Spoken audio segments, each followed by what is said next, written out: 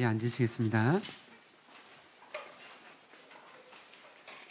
네, 오늘 함께 보실 말씀은 누가복음 5장 27절부터 39절까지의 말씀입니다.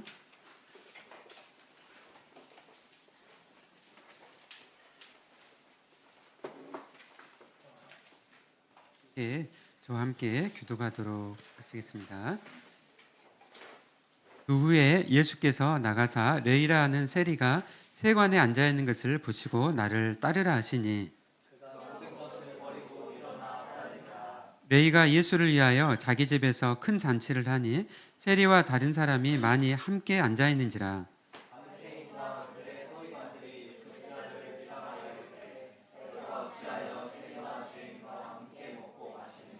예수께서 대답하여 이르시되 건강한 자에게는 의사가 쓸데없고 병든 자에게라야 쓸데있나니,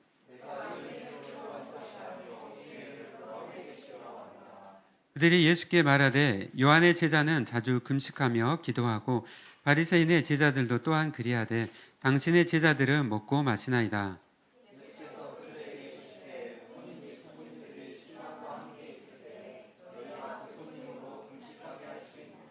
그러나 그날에 이르러 그들이 신랑을 빼앗기리니 그날에는 금식할 것이니라.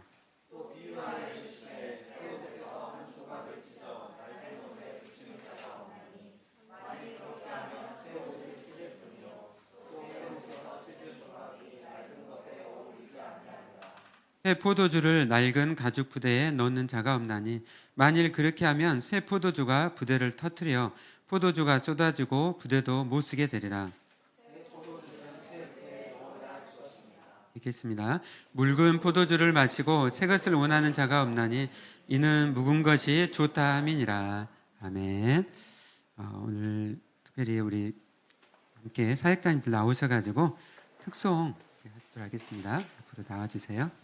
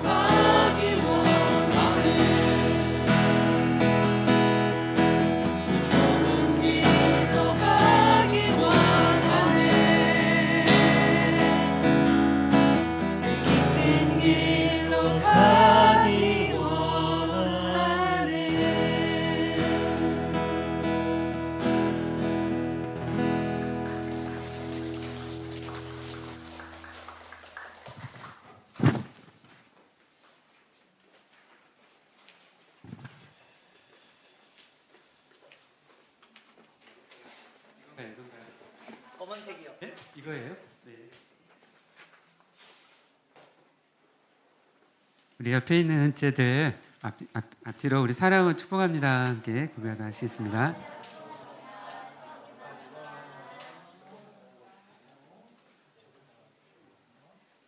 사역자님들이 특송하시는데요. 이 곡이 제가 결혼할 때 지산교회에서 교회에서 이제 결혼식을 했어요. 그때 교회에 이렇게 청년제가 특송을 이제 이 곡으로 이렇게 해줬었는데 또 진짜 이 가사 하나 하나가 너무 이제 크게 다가오고 또 정말 삶의 정말 작은 일에도 주님의 마음을 알고 좁은 길로 가는 것, 또 찬양할 때 또 이렇게 특송을 드리면서 또 이렇게 살아오려고 많이 또 힘썼던 것 같습니다. 오늘 또 저희가 읽은 이 말씀도 정말 주님의 그 부르심, 한 사람 한 사람을 이렇게 주님께서 부르시고 주님의 이렇게 제자로 삼으시고 뿐만 아니라 함께 하시고 동행하시고 인도하셔서 하나님의 뜻을 이렇게 이루어 가시는 말씀입니다. 그러니까 레이란 한 사람뿐만 아니라 오늘 예배드린 저와 여러분들 동일하게 은혜 가운데 이렇게 적용되는 말씀이고 또 함께 하시는 또 말씀입니다. 오늘 함께 또 말씀을 또 나누면서 말씀 속에서 하나님의 또 그 사랑, 주님의 사랑을 또 우리가 경험하고 또 주님 앞에 또 순종하고 함께 나아가길 원합니다. 네, 아멘.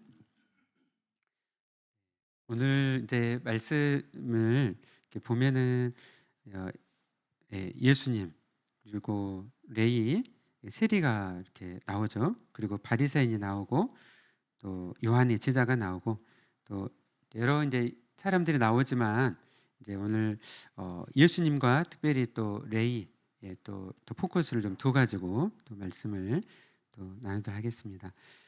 예수님께서 이 세리였던 그 레이를 부르셨어요. 그러니까 이 레이가 성경에 보면은 또 같은 사람인데 또 다른 이름으로 나와요. 혹시 어떤 사람인지 아세요? 신약을 가장 먼저 썼던 사람 어떤 복음이죠? 마태복음이죠. 마태복음. 마태랑 같은 사람이에요. 마태. 그러니까 예수님께서 이제 제자들을 삼으시잖아요. 12사도가 있잖아요. 그 12사도들의 직업들 혹시 아세요? 네. 오부, 그쵸. 오부가 제일 많아요. 그러니까 베드로라든지 또 야고보라든지 요한이라든지 뭐 나다나엘이라든지 다 이제 많은 사람들이 오부였죠. 또 어떤 직업이 있을까요? 네, 오늘 본문에서 세리 나오죠. 세리. 네, 세리가 나오죠. 또 있을까요? 네? 국회의원. 네. 네, 열심당원이나 열심당원. 열심당원. 그러니까 당시에 로마로부터 이렇게 지배를 받고 있었기 때문에 그냥 그 투쟁을 통해서 쟁취하자 이런 걸 가지고 또 살아왔던 사람이 또 있었어요. 근데 직업들이 여러 직업에서 예수님께서 부르셨다는 거예요. 제자로 이렇게 부르셨다는 거죠. 네. 오늘 이제 본문에서는 그 세리였던 레위를 또 예수님께서 부르십니다. 세관에 이제 앉아 있었는데요. 예수님께서 의도적으로 지나가시고 그 한 사람을 이렇게 주목하시고 부르시는 거예요. 그곳이 어디였냐면은 혹시 그 사진 있으세요? 네. 네. 성경을 읽을 때 저는 이제 질이라든지 당시 역사적 배경이라든지 이미 다 알고는 있지만 다시 한번 이렇게 살펴보고 배경을 이해하려고 힘쓰거든요. 그러면은 성경 본문에서 하고자 하는 메시지를 더 분명히 알 수가 있는 것 같아요. 그래서 보시면은 여기가 이제 이스라엘 지도인데 좀 큰 사진 있는가요? 네네네. 보면은 이제 이게 이제 이스라엘 이제 지도죠. 그래서 남쪽이 유다 쪽이고 북쪽이 갈릴리고요. 저 호수가 남쪽이 사해, 북쪽이 갈릴리 호수. 그 왼쪽에 있는 파란 쪽이 지중해죠. 이번에 이스라엘 그 뭐죠? 팔레스타인, 하마스 전쟁이 있는 지역이 가자지구래요. 가자지구. 그래서 여기 보면은 가사라고 써 있어요. 가사. 예. 가사라는 거 이쪽이 가자지구고 저쪽이 지금 이제 전쟁 중에 있는 거죠. 근데 오늘 본문의 말씀 배경은 이 남쪽 지방이 아니라 북쪽이에요. 갈릴리 북쪽. 저기를 좀 확대를 해 주시면은 여기 호수 보이죠? 갈릴리 호수인데 그 북쪽에가 가버나움이라는 곳이 있어요. 이 가버나움. 근데 이곳에 이제서 세리였던 레이가 저기서 이제 세관원으로 세리장으로 되기가 있었습니다.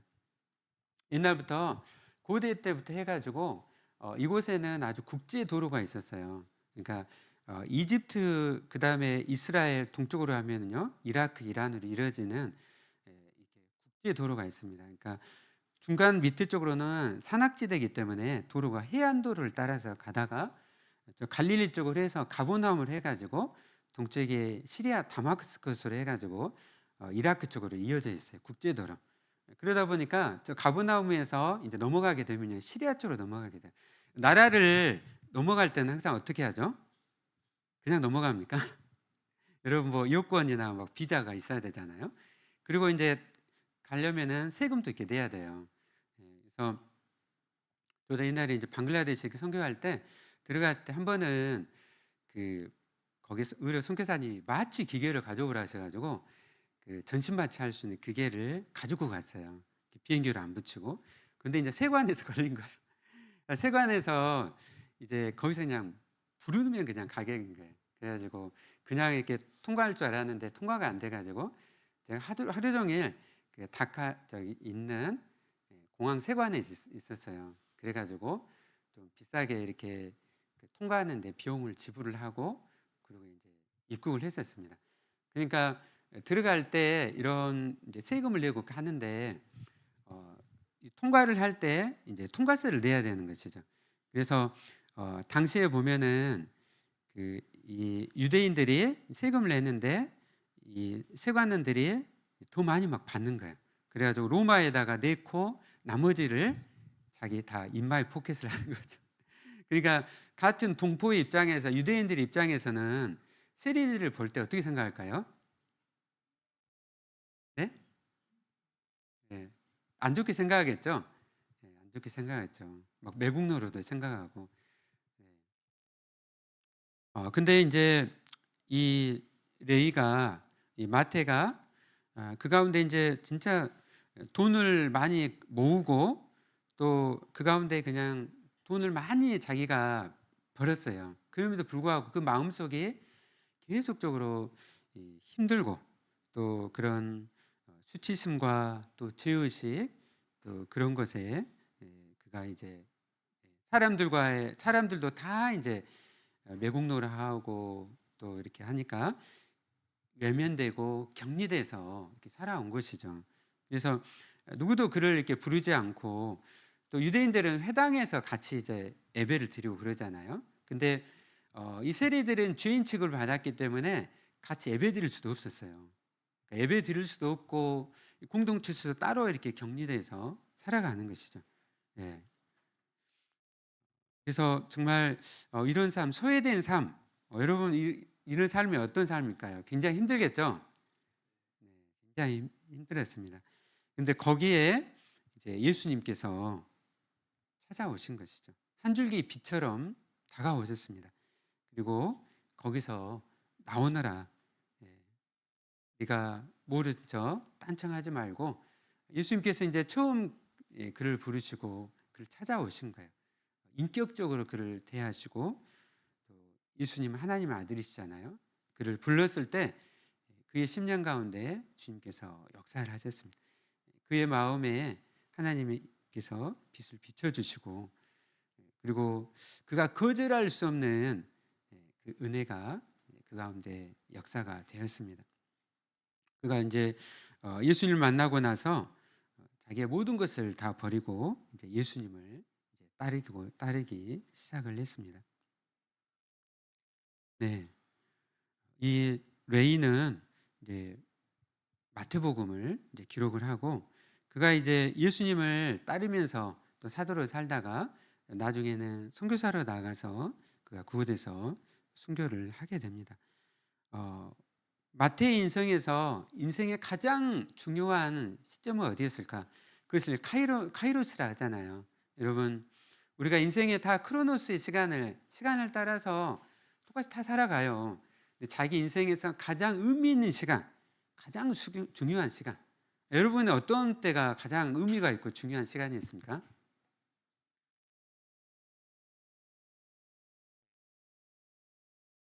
속으로 다 이제 대답할 것 같아요. 네. 지금 이제 레위는 이 순간이었어요. 이 순간. 이 시간이 카이로 시간이었어요.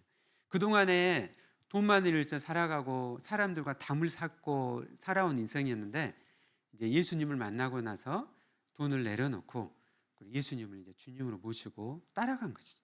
그리고 자기만을 위해서 살아가는 인생이 아니라 주변을 살피고 이웃을 살피고 주님 주신 사명을 따라서 복음을 들고 나가는 그런 인생이 된 것이죠.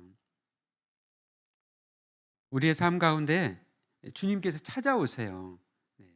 그 시간이 바로 카이로스 시간입니다. 주님을 만나겠고 주님을 이제 따라갈 때 우리 인생은 이제 바뀌게 돼요. 우리의 관점도 바뀌고 삶의 목적도 바뀌게 되고 주인도 내가 주인이 아니라 예수님이 나의 주님으로 모시면서 우리가 새롭게 살아가는 거듭난 인생이 되는 것이죠. 제가 본과 1학년 때 진짜 힘들었어요. 이제 날마다 그 시험 있잖아요. 시험도 엄청 보고 그 장마철 6월 달까지 막 비가 이제 오는데 계속 이제 시험. 네. 네, 여름 방학이 돼 가지고 버스를 타고 저기를 갔어요. 여수 의왕원에. 예. 여수 의왕원 가 보셨어요? 네. 많이 가 보셨는데 안 가본 지에 있으면 나중에 한번 같이 가 보게요. 혼자 찾아갔는데 소나무밭이 있더라고요. 소나무밭. 그래 가지고 버스를 타고 내려서 오솔길을 따라서 쭉 이렇게 가니까 그 여수 의왕원이 이렇게 나왔습니다. 그리고 이제 그곳에서 머물면서 이제 여러 봉사 활동을 했는데 특별히 양재평 장로님을 만났어요. 그분이 어떤 분이었냐면은 눈이 안 보이셨어요. 그러니까 이분이 원래는 눈이 보이셨는데 나병이 걸리신 거예요. 나병. 한센시병 있잖아요. 그래가지고 이게 신경을 따라 침범을 해요. 그러면서 눈을 실명하게 되고 손가락 발가락까지 이렇게 막 떨어져 나가게 되고. 근데 이분이 정말 그 절망 속에 사시다가 손양호 목사님을 만나게 돼요. 그래서 손양호 목사님 만나고 손양호 목사님이 복음을 전해주시고 성경 공부를 같이 했어요. 여러분 손양호 목사님 어떤 목사님인지 아세요? 우리나라뿐만 아니라 전 세계적으로 우리나라의 목사님 중에서 가장 존경받는 목사님 첫 번째예요. 예. 그러니까 이분은 큰 목회를 하신 분이 아니에요. 여수 양원에서 나환자들을 목회하고 거기 교회가 있거든요. 그래서 그들에서 섬기고 또 이제 공산군이 내려왔을 때 다 그냥 떠나라고 그때 당시 이제 목사님들은 다 이렇게 죽이기 때문에 떠나라 가는데 내가 어떻게 성도님들을 놔두고 떠날 수 있겠습니까? 그리고 나환자들 성도들과 함께 그곳에 있다가 잡혀가지고 그 앞에 바다가 있거든요.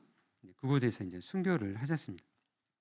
근데 이제 양재평 장로님이 이 손양호 목사님 살아계실 때 목회하실 때 만난 것이죠. 그리고 복음을 듣고 양재평 장로님이 예수님을 영접하게 돼요. 예. 그리고 그의 인생이 바뀌었어요. 그냥 절망 가운데 살았던 내 삶이 이 땅에 무슨 소용이 있는 그런 인생인가 하다가 예수님을 만나게 되니까 다 바뀌어. 나의 인생은 하나님의 부르심 가운데 있고 소명 가운데 있고 하나님 나를 이 땅에 보내셨고 내가 설사 나병에 걸려서 눈이 안 보일지라도 하나님 나를 쓰시기 원하신다. 그래서 그분이 그때부터 어떻게 했냐면요. 성경을 암송하기 시작했어요. 암송하기 시작하면서 여러분 어디까지 암송을 하셨을까요? 요한복음 3장 1절이요? 예, 다 암송하실 거예요. 예, 하나님 세상을 일처럼 사랑하사 그 한 절만 외우셨을까요? 네, 신구약 전체를 암송하셨어요. 신구약 전체.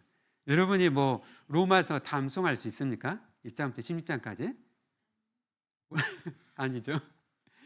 네. 아마 한 장 암송하는 책 있을까요? 한 장? 성경 한 장 정도는 내가 암송할 수 있다. 한 절 말고. 시편 23편. 예, 암송하시죠? 여호와는 나의 목자시니. 너무 좋아하는 말씀인데. 장로님이 말씀을 이제 암송하는 가운데 이제 암송을 하고 그리고 이제 복음을 전하기 시작했어요. 제가 그때가 1992년이었어요. 그때 여름이었는데 장로님 눈에 안 보이시더라고요. 너무 이렇게 캄캄해요. 그리고 가로등도 없어서 장로님과 함께 이제 그 병원에 가가지고 거기가 원래 요소 요양병원에 정형외과로 유명해가지고 대기가 1년이에요. 1년. 정형외과 수술을 받으려면은 아주 유명한 그 병원입니다. 근데 이제 그곳에서 수요일 날 장로님이 이제 설교하시고 암송을 하시더라고요. 복음을 전하시고 병실을 돌면서 환자들을 기도해주고 저도 옆에서 따라다니면서 배우면서 너무 감동이었습니다. 그리고 이제 CCC라든지 선교단 초청을 받아가지고 가는 곳마다 그곳에서 이제 말씀을 전하고 복음을 전하고. 근데 너무 정말 말씀을 전하시는데 정말 너무너무 정말 귀하고 능력 있는 말씀이었습니다. 우리의 신체가 장애가 있고 몸이 또 아프고 할지라도 예수님을 만나면 우리 인생이 바뀌게 되는 거예요. 먼저는 삶의 관점이 바뀌고 자기 자신을 생각하는 관점이 바뀌게 되잖아요. 그래서 오히려 장애가 능력이 되어버린 것이죠. 하나님의 손에 붙잡히게 될 때 하나님이 쓰시는 종이 되는 거예요. 그래서 이 레이가 이젠 자기만의 인생, 사는 인생, 자기가 그 집에다가 돈만 막 쌓고 유대인들은 그러잖아요. 전쟁 당할 걸 대비해가지고 땅 속에다 돈을 묻는다 하잖아요. 그렇게 살면은 무슨 그런 소용인 인생입니까? 그 전쟁 때 나가 죽어버리면 그 돈은 누가 그거를 알 수가 있어요. 땅 속에서 다 썩는 거죠. 그러나 영원한 가치를 위해서 그가 이제 살기 시작한 거예요. 하나님을 위해 살고 한 영혼을 위해서 살기 시작한 거예요. 사랑하는 여러분이 좀 예수님을 만나는 가운데 정말 이 땅에 소멸될 것이 아니라 영원한 것을 위해서 살아가는 정말 여러분의 삶이 되시길 바랍니다. 우리 인생 살다 보면 어떤 것이 우리에게 찾아올지 몰라요. 우리가 다 장애를 입을 수 있어요. 그러나 오히려 그것이 예수님을 바라볼 때, 예수님만 살아갈 때 능력이 되는 것이죠. 그래서 이제 이 레이는 마태는 너무 기뻐가지고 이제 집에 다 초대를 했어요. 집에 초대를 해가지고 이제 그곳에서 이제 식사를 같이 하게 됩니다. 우리가 구원을 받으면요 혼자 신앙생활 하는 것이 아니에요. 어떻게 하죠? 이제 예수를 믿는 자들과 함께 모이게 힘쓰고 함께 예배드리고 함께 새로운 가족이 되는 거잖아요. 집에 가족도 좋지만은 더 좋은 가족은 예수를 믿는 가족이에요. 서로를 위해서 내어주고 섬기고 사랑하고 함께 식사도 하고. 오늘 레이가 자기 집 아마 집이 또 세리였고 돈이 많으니까 집이 좀 컸던 것 같아요. 그래서 집에 이렇게 함께 큰 잔치를 베풀어 가지고 함께 식사를 합니다. 근데 그걸 보고 바리새인과 서기관들이 제자들을 비방하는 거예요. 제자를 비방했다는 것은 스승을 비난했다는 거예요. 스승이었던 예수님을 비난한 것이죠. 어찌하여 세리와 죄인과 함께 먹고 마시느냐 이렇게 비난한 거죠. 여러분 식사하는데 그걸 갖고 왜 비난을 할까요? 여러분들 친구들이랑 다 밥 먹는 거 좋아하죠? 누가 여러분 밥 먹고 있는데 비난하는 사람이 있어요? 없죠. 왜 비난을 했을까요? 그거는 특별히 독특하게 유대인들 이스라엘에게 있어서는 식사가 굉장히 중요해요.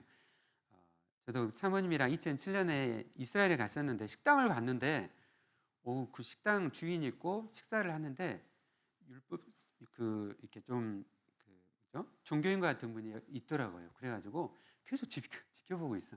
한국에서 무슨 음식을 가져왔는가. 그래가지고 굉장히 신경이 쓰였어요. 그러니까 먹는 것도 막 이렇게 신경을 쓰고 있더라고요. 근데 식사라는 것은 그 단순한 게 식사가 아니라 하나님 나라를 이을 함께 하나님의 그 백성이 되는 것을 의미를 하는 거예요. 네. 그렇기 때문에 함께 식사하는 것은 굉장히 중요합니다. 그래서 지금 이제 이 바리새인들이 그거를 보면서 어찌하여 세리와 죄인과 함께 먹고 마시느냐. 그러니까 바리새인과 유대인들이 생각할 때 이제 의인은 천국에 가고 죄인은 그 영벌을 받아 심판받고 지옥으로 갈 것을 그들은 그렇게 믿고 살아왔어요. 네. 그래서 메시아가 오시면 의인들은 다 천국으로, 죄인들은 다 지옥불로 가게 할 것으로 그렇게 믿고 살아온 것이죠. 네. 근데 예수님께 이 땅에 오셔서 어떻게 하셨어요? 죄인들의 친구가 되어 주시고, 세리는 창녀들은 다 죄인으로 다 그들은 다 취급을 받았어요. 그래서 다 그들은 다 벌을 받고 지옥으로 갈 거로 그들은 다 믿은 거예요. 근데 예수님께 이 땅에 오셔서 어떻게 하신 거예요? 세리들, 창녀들 이런 사람들의 친구가 되어 주시고 그들에게 구원을 베푸신 것이죠. 예수님께서 똑같이 이렇게 대하시니까 충격을 받은 거예요. 그리고 예수님이 그 중에 메시아라고 믿던 사람들이 어떻게 해요? 예수님 메시아 아니다. 그렇게 생각할 뿐만 아니라 예수님을 배척하고 비난하고 뿐만 아니라 예수님을 이제 잡아 죽이려고 하는 거예요. 이제 이후 순간부터는요, 다 이제 이 바리새인들이 예수님을 어떻게 하면 이제 죽일까 그렇게 이제 공모를 하는 거죠. 그럼에도 불구하고 예수님이 비난과 그런 이때 그들에게 또 잡힐 것을 아시면서도 자신을 이제 숨기지 않고 메시아로서 이 땅에 오신 목적을 분명히 밝히셨습니다. 우리 31절, 32절 말씀 같이 한번 읽어볼까요? 네, 시작. 예수께서 대답하여 이르시되 건강한 자에게는 의사가 쓸데없고 병든 자에게라 쓸데있나니 내가 의인을 부르러 온 것이 아니요 죄인을 불러 회개시키러 왔노라. 아멘. 당시에 이 31절 말씀 격언이었어요. 건강한 자에게는 의사가 쓸데없고 병든 자에게야 쓸데있다. 네, 여러분 이건 너무 잘 아는 거죠. 이 말씀이 성경에 나와 있지 않더라도 우리가 알겠죠, 그렇죠? 네. 건강한 사람에게 의사가 필요 없는 거잖아요. 이 세상에 전부 다 건강한 의사가 필요 없을 거예요, 그렇죠? 직업을 다른 거 찾아봐야 될 거예요. 여기 직업 다른 데 찾아야 될 사람들 많을 것 같아요. 네. 건강한 자에게 건강한 자에게는 의사가 쓸데없고 병든 자에게가 쓸데가 있는 거죠. 너무 당연한 거죠. 근데 예수님이 모든 사람도 다 아는 이 말씀을 왜 하셨을까요? 네. 예수님께서 이 세상은 죄로 인하여서 다 병들어 있잖아요. 그렇죠? 죄 때문에 영적으로 다 병들어 있고 다 죽음 가운데 다 놓여 있잖아요. 예수님 이 땅에 어떤 분으로 오신 것이죠? 참된 의사로 오신 거예요. 우리가 다 영적으로 다 죽어 있었어요. 근데 예수님이 참된 의사로 오셔서 어떻게 하셨습니까? 우리를 다 치료하신 것이죠. 우리가 죄 때문에 다 죽어 있었는데 우리를 어떻게 해요? 우리를 만져주시고 우리를 살려주신 것이죠. 우리가 다 영적으로 살아난 존재가 된 거예요. 예수님 믿음으로 우리 안에 영원한 생명을 주신 거예요. 이 세상에 뭐 약들 있잖아요. 그런 약들과 비교할 수 없는 예수님의 생명을 우리에게 주신 거예요. 아멘. 잠깐 그런 이야기 아니라 우리를 완전히 고쳐버릴 수 있는 예수님의 생명을 우리에게 주신 것이죠. 우리가 할 건 없어요. 우리 행위로 그 어떤 것으로 할 수 없습니다. 예수님께서 우리를 하신 그 위대하신 그 사랑을 통해서 그 사랑 앞에 우리가 무릎 꿇고 나아갈 때 우리는 고침 받고 완전한 회복을 입고 하나님과의 온전한 관계 속으로 나아가게 되는 것입니다. 사랑하는 여러분, 주님의 그 사랑 앞에 항복하고 또 받아들이고 믿음으로 나아가시길 바랍니다. 32절에 내가 의인을 부르러 온 것이 아니요 죄인을 불러 회개시키러 왔노라. 아멘. 바리새인들은 다 그냥 자기들은 의인이라고 생각했어요. 의인. 근데 사실은 마음으로는 엄청 죄를 지으면서도 밖에 있는 그런 율법적인 행위로 자기들이 의인이라고 생각한 것이죠. 그 누구도 사실 의인은 없는 거예요. 마음으로 죄를 안 짓는 사람 없잖아요. 네. 우리는 모두가 다 죄인들입니다. 네, 죄인된 우리를 회개시키고 회개와 믿음을 통해서 우리 하나님의 자녀가 되고 하나님 나라에 들어가게 됐잖아요. 우리가 늘 하나님 앞에 나올 때 우리가 먼저는 교회에 올 때도 예배 드릴 때 조용히 앉아가지고 우리 기도해야 돼요. 우리 하나님 너무나 감사합니다. 예수님이 이 땅에 보내서 너무나 감사합니다. 예수님이 생명으로 나를 살려주시면 너무나 감사합니다. 오늘도 나와 함께 하시고 이 예배 자리에 은혜를 또 주실 것에 너무나 감사합니다. 우리 그렇게 나가는 것이죠. 이것이 바로 기독교입니다. 예수님이 이렇게 메시아로 오셨는데 바리새인들은 계속 어떻게 지금 하고 있어요? 자기 의를 계속 주장을 하는 거예요. 하나님 은혜를 거절하고 자기 의를 주장하고 그래서 어떻게 합니까? 또 금식을 가지고 나오는 거예요. 금식. 여러분 금식 좋아하세요? 네. 유대인들은요, 바리새인들은 일주일에 이틀씩 금식했어요. 이틀씩. 대단하지 않아요? 일주일에 이틀 금식하면 1년이 며칠일까요? 엄청난 날이죠. 그러면 대단한 겁니까? 네. 나는 그렇게 금식 못하니까 대단하다고 생각할 수가 있어요. 그러나 예수님은 네, 이제 이 말씀을 합니다. 새 포도주는 새 부대에 넣어야 할 것이니라. 지금 이 바리새인과 유대인들, 요한의 제자들은 이러한 율법적 행위를 통해서 자기가 의로운 존재가 된다라고 그렇게 생각을 한 거예요. 네. 그러나 종교적인 그러한 의식과 행위를 통해서 전혀 기쁨이 없는 것이죠. 평안도 없고 무거운 짐만 그냥 짊어지고 우리 함께 유대인들도 다 그 무거운 짐을 짓고 이렇게 나가는 거예요. 예수님께서 이 땅에 오셨어요. 자기의 생명을 다 내어주셨어요. 나에게 오라. 내가 너에게 쉼을 얻게 하리라. 안식을 주시는 것이죠. 우리가 예수 그리스도를 믿음으로 영접함으로 하나님의 자녀가 됐습니다. 그리고 우리에게 영원한 안식을 주셨어요.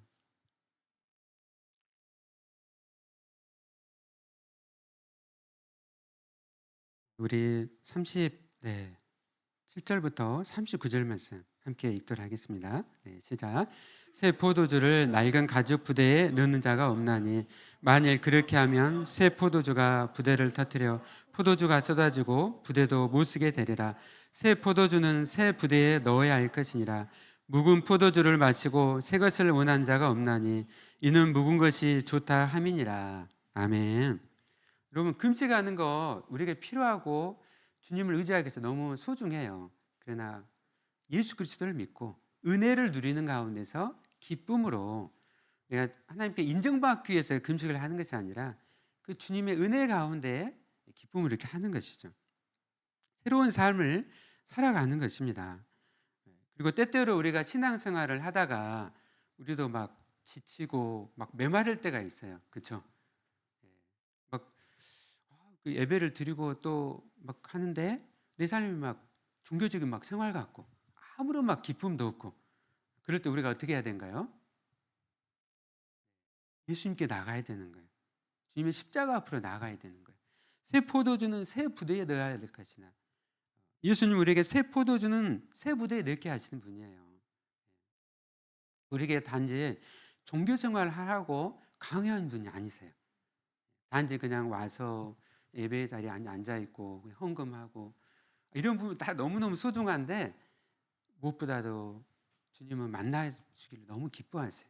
오늘 예배를 통해서 우리 가운데 임재하시고 우리를 만나기를 너무나 원하십니다. 새 포도주는 새 부대에 넣어라. 예수님을 사모하고 예수님 앞으로 나아가길 원합니다.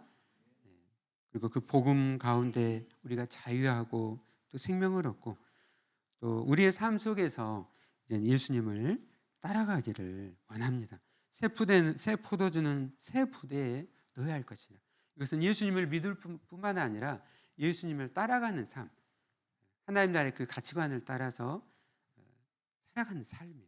세상을 따라가지 않고. 네, 이런 적용되는 부분들은 좀 이따가 이렇게 조금 조장이 인도하여서 또 조모임 때 나누면 좋을 것 같고요. 우리 함께 시간 찬양하면서 우리가 말씀을 또 생각하며 또 나가도록 하겠습니다.